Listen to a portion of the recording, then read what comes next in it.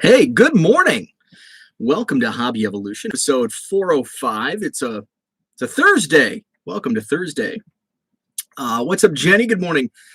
George watching the Korean playoffs. Very cool. So today we're going to talk about eBay. Jenny says that's not encouraging. LOL. I just started listing my twins doubles on eBay this morning. Haven't listed a thing in probably 8 months.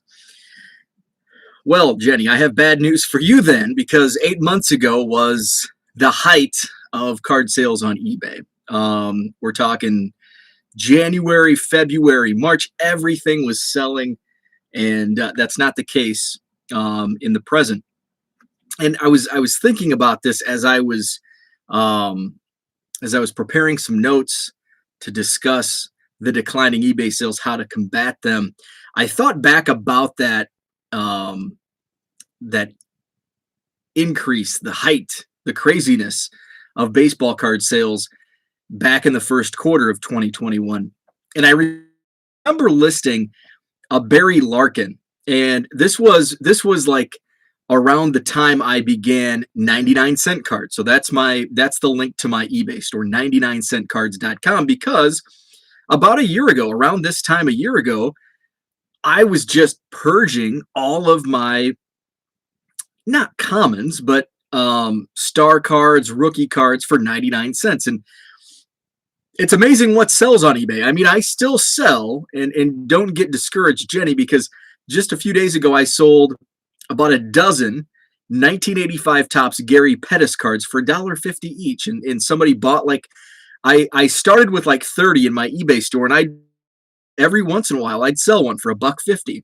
And I had like 12 or 13 remaining, and somebody bought them all last week. So everything still does sell on eBay. It's just few and far, not few and far between, but far fewer are moving. Zach is with us, so I wanted to bring up something Zach commented on way back in the first quarter, and that was, I was listing 99-cent cards. And then all of a sudden I started looking at comps as the market just went parabolic in January, February. And it was an 87 Topps Barry Larkin rookie card, which normally, back in November of 2020, that would have gone in my 99-cent store. That would have been in the 99-cent category. That would have been, boom, an easy 99-cent sale. And I looked at comps, and they were selling for $2 to $3. I think most of the comps were $2.50 to $3. I had 3 or 4, listed them at $2.50, and I remember Zach that would have been a 99-cent card. And it would have been in November of 2020. That would have most definitely been a card that I wouldn't have checked comps on. It would have gone 99 cents free shipping in my eBay store. But then all of a sudden, everything is selling in the first quarter of 2021, and wow, the comps are now $3. And I listed all 3 or 4 of them, $2.50 free shipping in my eBay store, and they all sold within, I think the last one may have taken a week to sell or 2 weeks to sell, but they all sold at that price. Now, and I have picked up, and then I was picking up Barry Larkins. I found a couple in like 25-cent boxes, put them up to $2.50, whatever it was, and they sold. Now, I think I bought like 4 of them out of quarter boxes. I had 1 or 2 remaining, and it took several months to get those moved, but they did move. And I think I took either best offer, or I tossed out an offer of $1.75 or $2, but still better than what I would have listed a year ago at 99 cents. So that was one of the examples where the literally did go parabolic, because those Barry Larkin rookie cards in September, October of 2020 were dollar cards on eBay. And by January, February, March, they were $3 cards. And then fast forward another 3 to 4 months later into the summer months, we start seeing those sales dip in eBay. And now it's back to, $1 to $2 card, where, we haven't seen, a crash, if you will, but the prices definitely have come down. George says, I saw somebody post a photo of a Marquise Grissom card. Haven't thought about that dude in ages. What a childhood favorite. So speaking of Marquise Grissom, I I was pulling. I had this on a shelf, and I just wanted to. I listed 275 basketball singles on eBay yesterday, and I can touch on that in a little bit. Um, but I'm like, I just want to lay on the couch. Last night, I just want to lay on the couch and read a magazine, and of course, it's got to be a baseball card magazine. So I pulled this Topps magazine out from 1990, and there's an article about Delino DeShields, which I didn't realize. Delino DeShields was like a stud basketball player. He had a scholarship offer to play basketball at Villanova. And the Montreal Expos made him a first-round pick, I think, in 1987. He signed with the Expos. He's from Delaware, and he grew up, I don't know if he was poor, but lower middle class. And he's like, I could use that money for my family. And he played baseball, and it was a good decision. He had a good career in Major League. So when you Marquise Grissom, Montreal Expos, it reminds me of the story I read last night about Delino DeShields in Montreal. David is with us. Good morning, David. Jenny says, I should have sold off the 500 Larkin rookies I have sitting in a bulk box. Jenny, they still sell. You're not going to get $3 for them like you would have 8 or 9 months ago, but they'll still sell for $1 to $2. Zach says, I've been updating a lot of pricing on TCDB this month, and there are still a ton of junk wax or 90s football selling in the $1 to $2 range. Grissom DeShields and Larry Walker studs. Yeah, those Expos teams of the late 80s, early 90s was fun. And Randy Johnson in 89. A lot of guys. So eBay sales declining, and there's no secret. And I've touched on my analytics are down, and the sales numbers are down. Now I could go in and I could share it. I shared some analytics on a previous show, I think last week. Numbers are going to be skewed because I've listed in the past 2 weeks. I started selling cards full time, so it's really not a fair glimpse of. It's not a fair snapshot of the realities of what's going on because there's been so much activity in my eBay store. My impressions are up 12%, my clicks are up 41%, my sold is up 42%, and my sales dollars are up 62%, which is not a fair snapshot of what's happening because I have been so active listing cards. Yesterday, 275 basketball cards. I've really got a good system going with the scanner. Check out a previous video, the Fujitsu 7030 scanner. It's working great.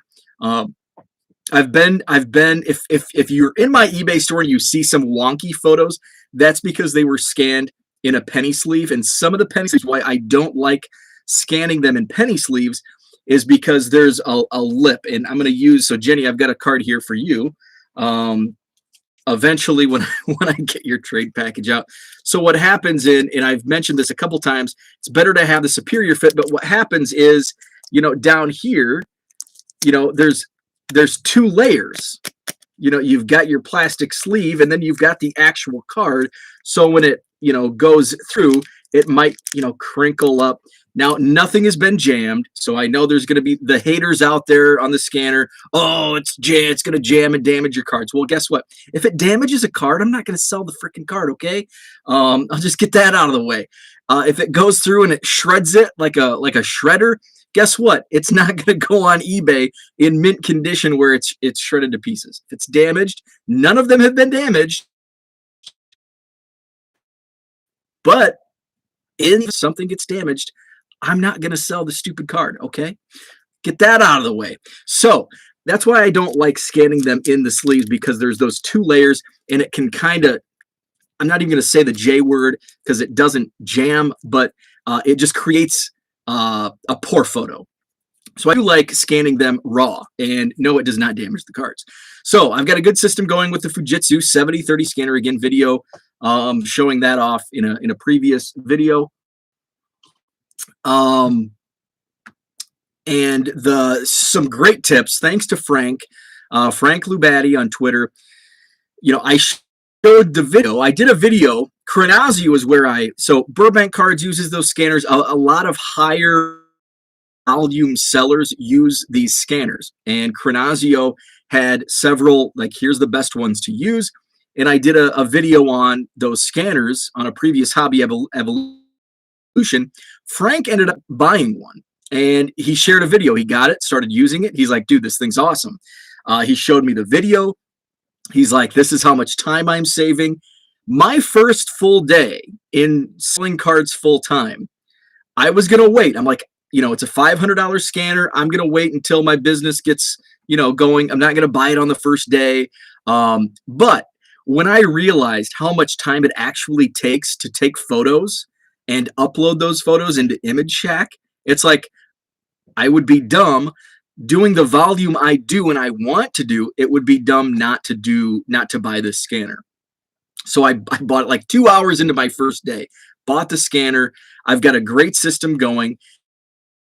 I was able to do 110 listings, and this is from scanning photos, uploading the photos to Image Shack, typing in all the information into File Exchange, copying the links over, and then uploading to eBay start to finish. 110 listings in 1 hour. 1 hour flat. Now I only did 275 for the day because I do 28 at a time because there's 28 cards on a page on Image Shack. So it just makes things easier when you're copying and pasting.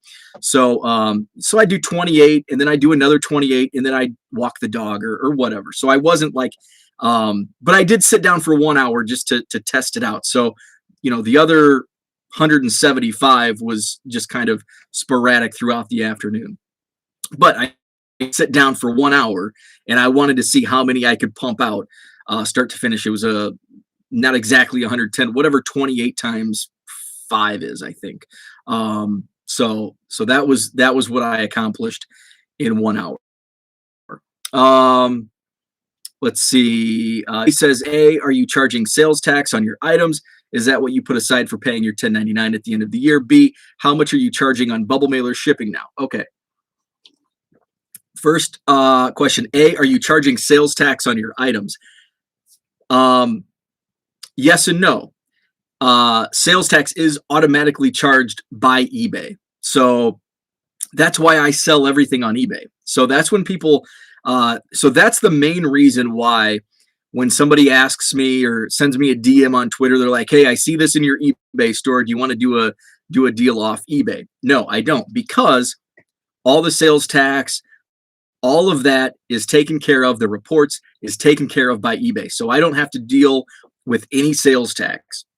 In fact, when I was talking with my accountant regarding setting up my wholesaler with BCW, they're like, don't, if you're going to do this, you're going to have to track all your sales tax. And I'm like, okay. And they're like, but with eBay, you don't have to track all of that because eBay does that. So am I charging sales tax? Yes, I am, but because eBay automatically charges sales tax, they have those reports. So all of those reports you can just download, give them to whoever prepares your taxes. So yes. And yes, I set aside, I assume 35% tax on everything. So I make sure that I have that much money set aside for taxes. How much are you charging on bubble mailer shipping? I don't. I do free shipping, and if it's a buy it now, I just build it into the cost. So basically anything over $15, even though the threshold on eBay is $20 or less, I do like 15 or up. I do 15. That 15 to 20, I will ship in a bubble mailer. But anything over 20, you have to ship in a bubble mailer. You can't use the standard envelope. So I just build that into the cost. So if it's a card that I think is, I just kind of look at comps. And if there's a $20 card and the comp is, say the comps are $22, $23, I'm like $20 free shipping, just kind of build in, or $23 free shipping, whatever. I build it in. I do free shipping, because then you get into, you know, the setting up shipping reductions on multiple items on bulk is a real pain in the rear. So that's why I just my shipping cost, free shipping basically across the board.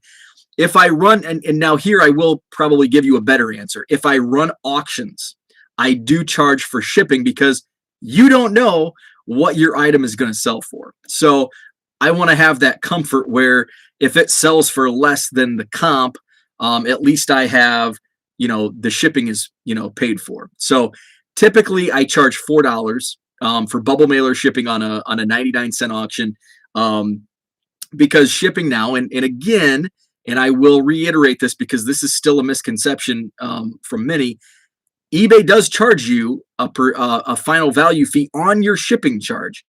So say you charge $4 shipping and handling, you're actually only receiving $3.60 of that shipping, because eBay eats 40 cents of that $4 on the eBay fee. It's actually a little more than that. It's 11.5.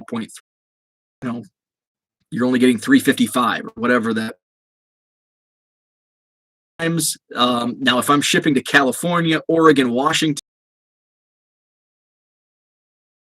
68 cents for up to 4 ounces. Like here in the Midwest, in the states that surround me, I think it's like $3.12, something like that. I hate that region because it used to be just a flat raise. Send it to California, it's $2, and if I ship it to 40 cents per bubble mailer because of the shipping. So $4 shipping and handling, because that'll likely cover the actual postage plus final value fee on that shipping charge. Jenny says, and didn't you buy it on the first day? You bought it on the second day. Yeah, so I bought that scanner officially on the second day, but I don't really count that first day because it was a Friday. I had a bunch of stuff going on. It was like my first full day, like really, strapping the boots on. And it was like less than 2 hours into my first full day. What's up, Diego? Good morning to you. Jenny says, I've always done free PWE shipping on small cards, but offered bubble because some people don't like PWE. I let them select bubble at checkout. I think that's a great idea.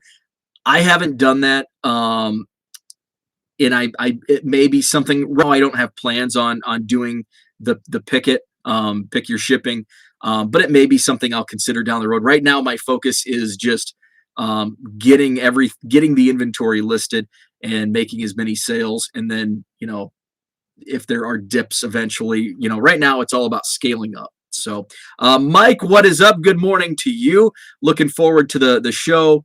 A week from Saturday, November 13th, by the way, Northern Illinois Card Show in Rockford. I'll have some awesome bargain boxes there in Rockford. George says, I'm a rare free shipper in Korea. Most of the time it's $3 or $4, and I always build it into the price. The only time I usually charge for shipping if it's cheap cards. DR, what is up? Walking in the kids to school, can't to listen on the way home. Good morning to you. Diego, I'm starting to charge shipping for care packages, LOL.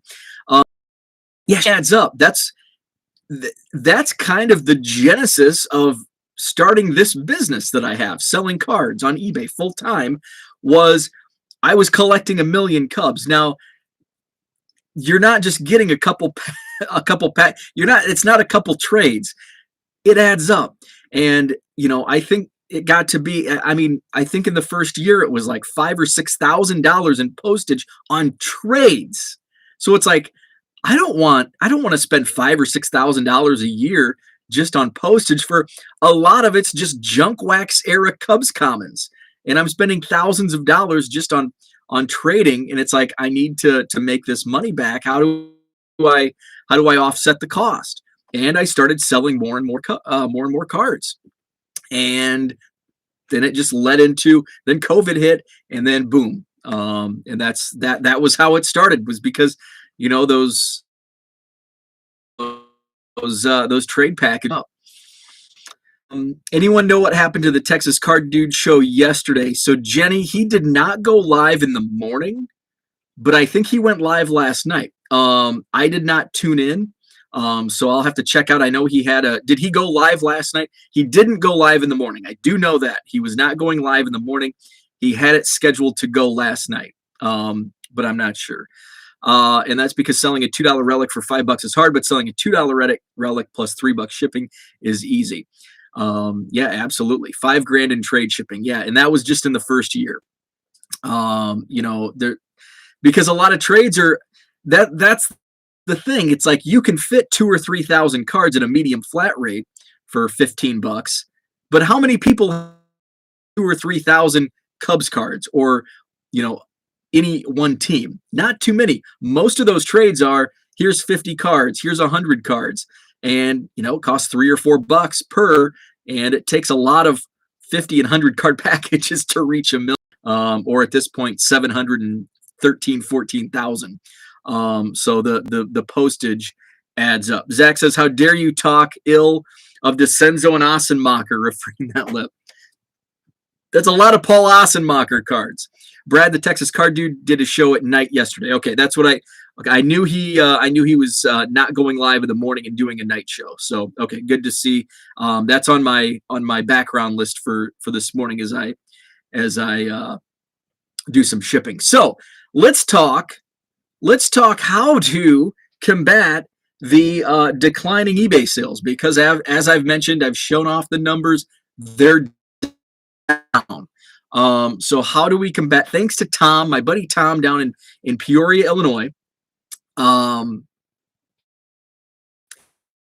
He asked me yesterday. He's like, I know you've talked about analytics, with the sales being down. What are some tips to combat the downward trending sales, especially in trading cards on eBay? And so I wrote a few things down, and as I read the question and thought it out, it's I'm kind of looking inward, and how am I combating? So a lot of these tips are, and I have to remember, not everybody is listing thousands and thousands of cards. But the number one tip to combat is just list more. And I know that that's not very helpful but that's probably the number. And I look at it from my point of view in terms of what's your inventory turnover. And I shared this method. This is probably my favorite, like, tracking math. So I just take my 90-day. If you're on the app, you take your 90-day total, how many items you sold in the last 90 days, divide that total number by 90. That'll get your daily transaction number, your daily sales number, and then divide that into your active listings. Mine is really wonky right now because I'm adding like hundreds of items in my eBay store on a daily basis. So my numbers are like trending. My daily average is like, but in the height of the card sales back in the first quarter, my daily average, and I was basically adding as many cards to my eBay store on a daily basis as I was selling.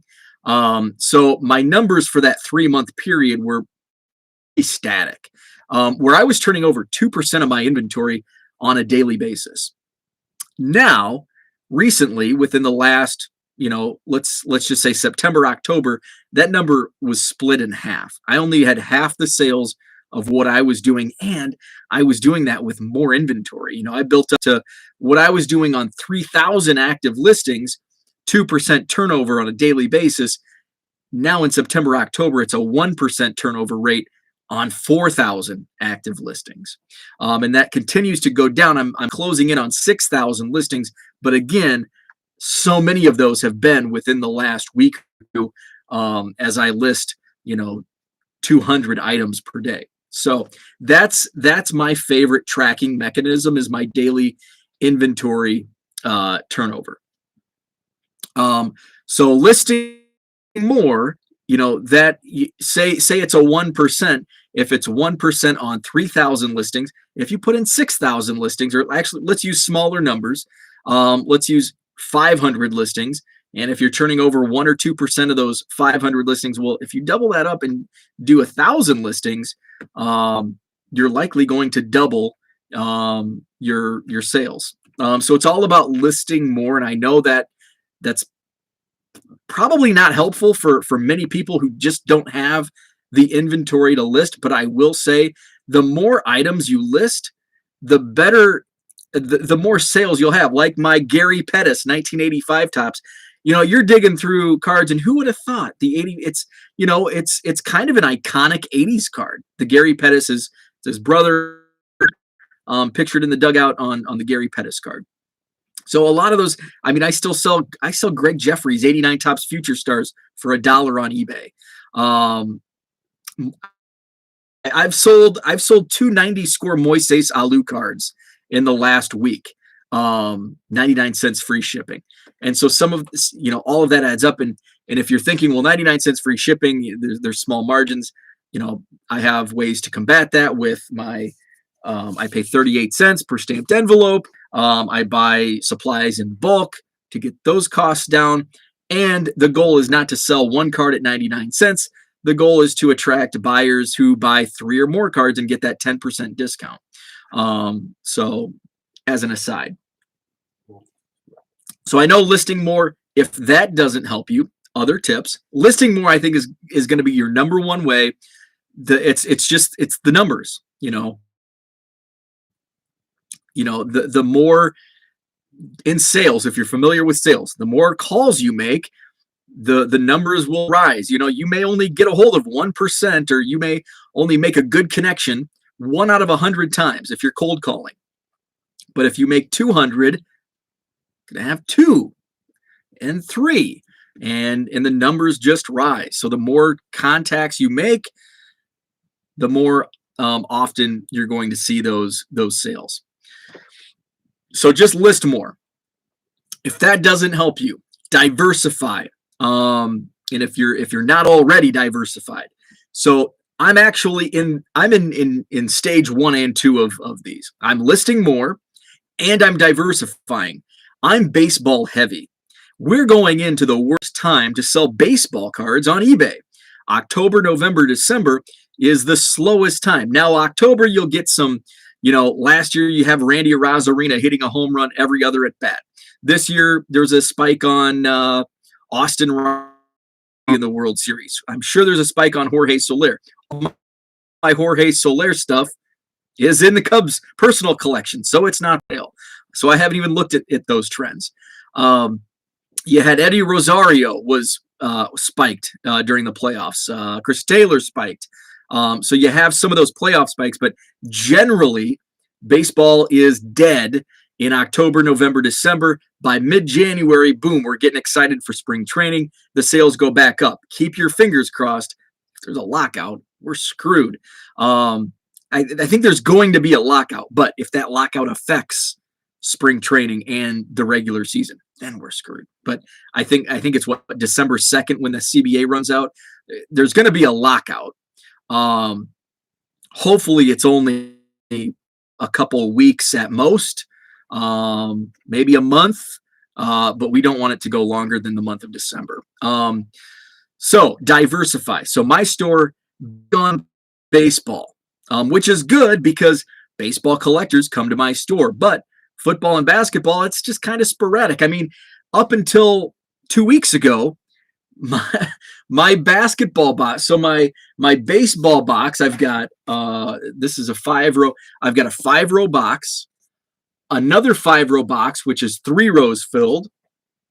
I've got like a 900 count box, and then another 2 rows of a 5-row box, all baseball. Up until 2 weeks ago, my football was 2 rows of a 5-row box, and basketball was 2 rows of a 5-row box. So heavily skewed baseball. So now we are in football and basketball season. I need to diversify.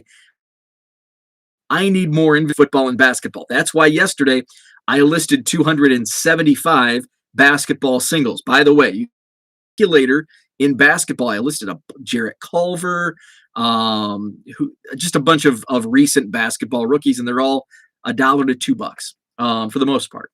Like 9% of them in that range. So I'm now diversifying. I'm getting more basketball. I'm getting more football. Just because if I relied on baseball, my sales are just going to kind of, even though I'm listing more, it's just going to kind of, it's not going to rise. But I can take advantage of some peaks during football season, during basketball season, and that'll be my focus here over the next few weeks as we get closer to January. Hopefully that's when baseball, we're starting to think about spring training, barring any lockouts that last into that time period. And then I'm going to start going through my baseball again and listing baseball. But for the time being, I'm diversifying and listing more. Those two go hand in hand. So those are listing more, number one, and then making sure you're diversified by the season. Get some football in there. Try to take advantage of player spikes because players are in season. That's when you're going to see those in-season spikes. The preseason is always the best time, in my opinion, on sales. The biggest football sales are going to come, generally speaking, from a macro standpoint, right before the season, because there's all that hype. Yes, you're going to get spikes in season from guys like Mike White, or some random guys that just pop up and have big games. You're going to have some of those spikes. There's always going to be consistency for sales, but you're going to see those big spikes leading into the season, and that's why January, February is big in baseball. Now, the depths of the off season right after the playoffs. So we're talking October through December in baseball. That's when it's just dead before we start seeing that rise in January for the preseason sales. So list more and diversify. Make sure you're covered for in-season cards as well. So that was what my store was lacking, football and basketball. Now I'm listing more and I'm making sure I'm diversified, adding the NBA, adding the NFL. Advanced promotions is number 3 on my list. And it's actually probably the least important of the 3, but it was the 3rd thing I listed. And I really can't offer any advice. It's very recent, which eBay started promotions. I am huge on promotions. I couldn't believe I went so long without promoting my listings. And I started, I think, just last summer, last fall, and my sales, boom, spiked big time. Actually, it was February. It was February 2021 when I started my promotions. Now, I think all listings are just automatically promoted under the standard promotions. So I don't even think you have to click that box. I think it's automatic. I think at least mine have been here over the last week or two, because when I do file exchange, it did not previously promote the items. I didn't have that value in the field selected or whatever. So I would have to go back in and I'd list, after 500 to 1,000 cards, I'd go in and I'd manually promote all listings. And I would do it, and people ask what rate. I do the eBay recommended, which typically is around 4 to 6%, right around 5%. So I think everything is automated now and everything is just standard. I don't know anything about advanced promotions. It is something that if I start seeing a downward trend, despite my diversification and listing more, it will be something I'll look into. But right now, I'm not having any issues. But if that's something that you're willing to look into, you can give that a whirl. Now, advanced promotions, just kind of a quick background on it. It is similar to, if you're familiar with Facebook ads, with Google ads, you basically name your spend per day. And you can do it on one item. You can do it store-wide. Say, I want to spend $10 per day on listings, and then eBay's promotions will do the rest. And so your ad spend it'll get out to $10 worth of viewers, and you'll see. So it's something that if you're looking, if that's something that interests you, you can check into that. I'm going to go, before I get to the final, there's one more tip that I can get to after we get to the chat. George says, actually, the reason I was scaling back trades and such before COVID derailed shipping was because I was spending $100 a month easily. Yeah, trades add up. Like, that was something that, I kind of knew,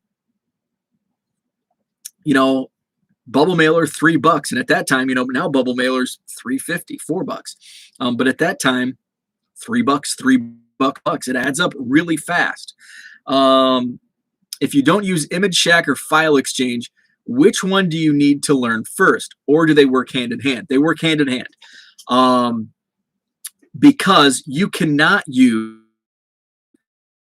It's kind of the chicken or the File Exchange. Image Shack is chicken and the egg. You can't use File Exchange without using Image Shack or something similar to Image Shack. Image Shack, if you want to do like high volume, you're going to have to pay, but it's really cheap. It's like $15 per year. So it is well worth it if you're doing any type of volume. But you have to use some type of image sharing software that is compatible with eBay. And most of the free photo hosting are not compatible. I tried Google Images. It is not compatible with eBay. There was one other one I tried. It's not compatible. Image Shack is super easy and it's super cheap. If you're doing volume, it's going to more than make up that $15 per year if you're using it any amount of time. So yeah, I would say start with File Exchange because that's going to be, that's the main thing. Image Shack is super easy. Once I think the toughest part of Image Shack is just, it's all about working the two together and finding and streamlining your best method to make things quicker. So yes, they do work hand in hand. What's an eBay store cost and benefit nowadays? Mine is the advanced level store, and my store is $60 per month. With that $60, I receive 50,000 free insert. I also receive a $50 supplies coupon, which I use on bubble mailers, which are these. So 100 of these. I can get 100 of the larger, like the 8x10 envelopes. Thanks, DR. So DR, yeah, $21.95. And he gets 250 auctions, thousands of buy it now listings, plus a $25 credit each quarter for shipping supplies. So yeah, that's I think that's the basic store. There's like a starter level store, but I think somebody broke it down, and the starter level store is basically, there's really no added benefit. I'm sure there is, but essentially there's not. The basic store is what DR said. I have I don't know what's the, I don't even know what the name of the store. They've actually changed it recently, like within the last year. Advanced, I think, what mine's called. I think it's starter basic, premium. So mine's the premium store. It's $60 per month with the 1-year plan. Let's see. Premium store, I receive, it's a little different on here because I get actually 51,000, I think, buy it now, and then like 1,000 auction listings, and then $50 coupon. Those are the main benefits to the advanced premium store. $60 and you have 50,000 free buy it now listings. Yes, that is correct. It's actually 51,000. I think it's like 1,000 plus 50,000 from signing up for managed payments. I think if you're in managed payments, they give you the, many more. That's not bad for $22. I may do, depending how sales go. Yeah, so it's all about scaling up. So if and I think, they've changed. Okay, so here it is. Compare stores. So the starter store is $250 per month. So it's all about scaling up. So I don't know what type of inventory you're working with, but if you have 1,000 cards to list or 2,000 cards to list, it's not really worth it on it to do a premium store.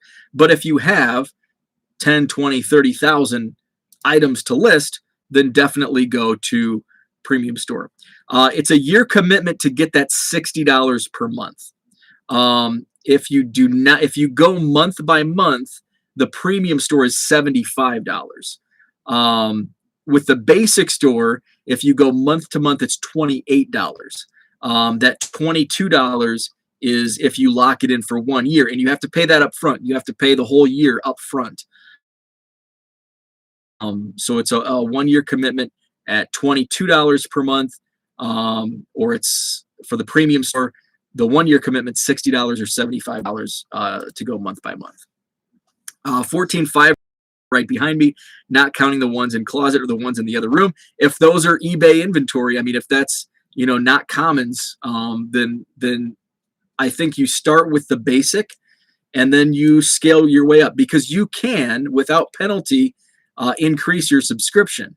You can't downgrade it, but you can upgrade it. So you can go from a basic store. So, say you get past your monthly allotment in a basic store, you can upgrade to the premium store. And it's all about your numbers. Is it worth it? And that's something you have to do the math on with what you're working with.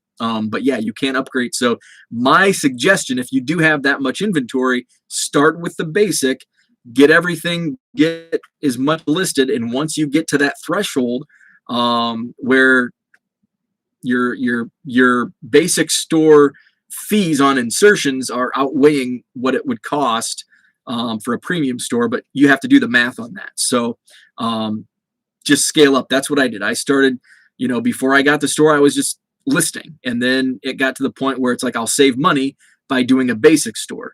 And then once I got past the basic store, I went to premium level. So just scaling up.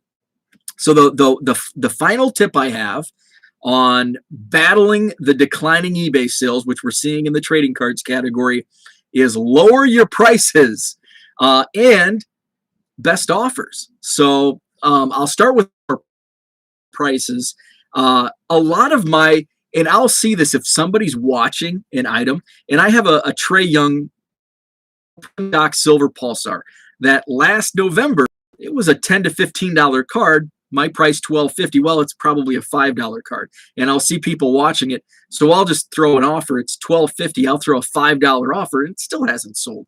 So I need to go back in and I need to adjust the pricing. I need to lower the pricing, and that's just kind of monitoring.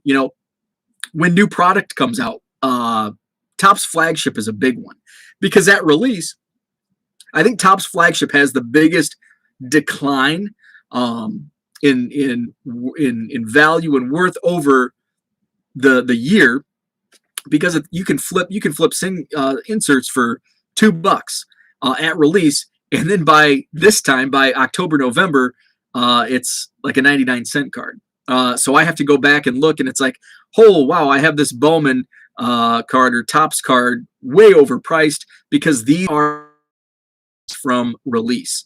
So I go back, and if I catch those prices, and that's just something I don't spend much time doing that, but if I catch them, I will. Or if somebody's watching it, I'll go in and I'll adjust. So Kayla Harrison was in the 2016 Olympics set. She appeared on AEW a few weeks ago, and then she made some comments about wrestling and kind of talk crap on wrestling. So I pulled like 70. I'm like, oh wow, she's getting some big exposure, and I listed them for $5, and I sold like 2 right off the bat, and then they sat for 2 weeks, and then I had somebody watch, and I'm like, I'm gonna drop the price to $250. I have over 100. I have like 60 some sorted, so I'm gonna lower the price to $250. All of a sudden, boom, I've moved about a dozen. However long it's been since I've listed. So lower the big, because even though you think that you're priced at comps, card prices, are doing that. DR says also eBay sends you promotions as well for more listings. I started at the first level. Now I'm on the second level. So lower prices. That's another big one. Best offer. I was never a big fan of best offer until now. Now, and it started with file exchange. The template that I was given, thanks to Chris. Chris really got me started on file exchange and helped me out, and big assist to him. He had the buy it now, except buy it now, or buy it now. Best offer accepted. And usually I would not do best offer, and it was just like if somebody's watching the item, I toss them a best offer. But now it's in the buyer's hands. It's not 100% on me sending an offer. But now people can send you an offer. And yes, I do receive offers of, I had somebody send me 28 offers, and they were all $1. Now, and we're talking, most of the cards were like in the $2 to $5 range. But when I get an offer of $1 on a $5 card, I'm typically priced at or below comps. So I went through, I thought about just declining them all because it was a pain, but they did put offers in for like 28 items. So I just countered at, here's what my counter offer is going to be. So yes, you will receive that. Yes, you can set a minimum. And I do that. Now with file exchange, I don't have it set up to minimums because, and here's why, it takes more time. And, it's all about finding your way and what time is worth, what's the time worth. Now, is counter offering 28 best offers? Is that more, is that a better use of time than spending all the time on 1,000 listings and going through, because they're all different prices? And okay, this one's $2, so the minimum is going to be $1.25. This one, that takes a ton of time. And think big picture, think thousands of items, not just a couple items here and there. I'd rather, spend, a couple minutes on countering 28 best offers than spending the time looking at each individual item and going, okay, I'm going to set a minimum of $1.25 on this one, $1.75 on this one, and things can change. Maybe it sits in my store for 13 months and I'll take $1 because it's just not moving. There's no interest in it. I want it to be open. Yes, it's kind of annoying when you get lowball offers, but in the long run, it's all about making money. It's all about making use of good time, which in turn helps you make more money. So it's all about looking in and timing. So I just find it better to accept all have offers accepted for any amount, and then I can do what I choose. I can just decline, or I can, if somebody does 28, at least, there's somewhat interest. Maybe they just want to get a good deal on a bunch. And I think that person only accepted one of the 28 counters. So we'll see. So that's my thought process on best offers. And I think it's increased my sales because for every lowball offer I get, I'll get an offer. Let's go to my eBay because I think I've received an offer since I went live. Offer is, so it's a $2 card. I always go in with the assumption if it's a $2 card, the person is probably going to offer me $1. Let's see, the offer is $1.75. So it's a Chase Claypool green prism in this Notre Dame uniform, and I'm going to accept that offer. That's a great offer. $1.75 on a $2 card, because guess what? If they were watching that item, I probably would. Actually, it's only been in my eBay store for a couple days, but a lot of times I would just throw them $1.50 offer or $1.60. But if a lot of times, and that's a perfect example, $1.75 on a $2 item, where 8 out of 10 times it's probably going to be $1. Looking for 50% off. So yeah, best offers I enjoy, and there's a perfect example. DR says, I just learned that if I offer out on up, I can attach a coupon as well. Trying a $5 off coupon on $20 purchase. It's only been live for a few days, but no difference yet. That's another great point. I'm going to loop in coupons with advanced promotions because I've thought about tinkering with coupons. I have not. So I'm going to attach coupons. Thank you, DR, for bringing that up. I'm going to attach coupons with advanced promotion / coupon because I think coupon is another thing of increasing sales, and it's also relatively new to the eBay platform along with the advanced promotion, and I haven't used it, so I can't talk on its benefits or drawbacks. But that is, thanks DR, that is something that I'm going to look into because they have been pushing that pretty hard. And I'll see like offer this person a coupon. It's like, I wonder what this is about. So I think maybe today I'll take a step back and I'll read up on coupons on eBay because I think that is another good thing on combating those declining sales and starting to move inventory, especially if it might be stale, dead inventory where it's just been sitting in your store for a length of time. So advanced promotion / coupons. Great idea.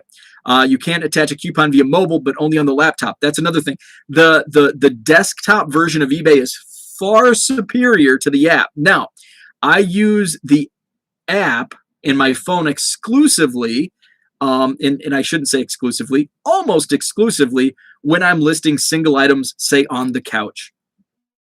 Now, I use File Exchange, on far more listings, but like last night, I'm just like, I just want to get away from the computer. I'm going to get away from the computer by staring at my phone.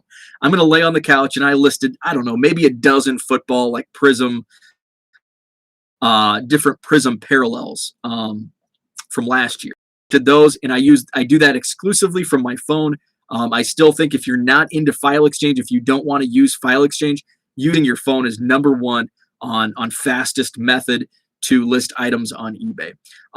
But the desktop version is far superior when it comes to things like the coupon and just other things you can do on the desktop version. And since I'm on my app, well, I'm on the desktop a lot more now with File Exchange, so I should look into coupons. DR says I did a $10 off $40 coupon and had two $60 to $109 sales 2 weeks ago. That's awesome. That's a great return. I'm definitely going to look into that today.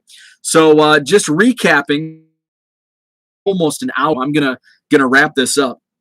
4 tips on combating downward declining eBay sales. Number 1, list more. The more inventory you have, the more you're going to sell. It's just a numbers game. So number 1, list more. Number 2, diversify. Make sure you have cards in season. Right now, we're in football and basketball season. Get those NFL cards listed. Get those NBA cards listed. Make those a priority over baseball because we're going in to the slowest time in baseball card sales. Baseball will not pick up until January. So make sure you're diversified and getting some football and basketball in for those seasons.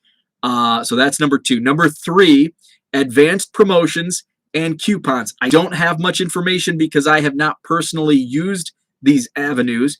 You can see in the live I did with his coupons, it worked for him. I'm going to look into it today, and I'll probably toss some coupons out. So I'm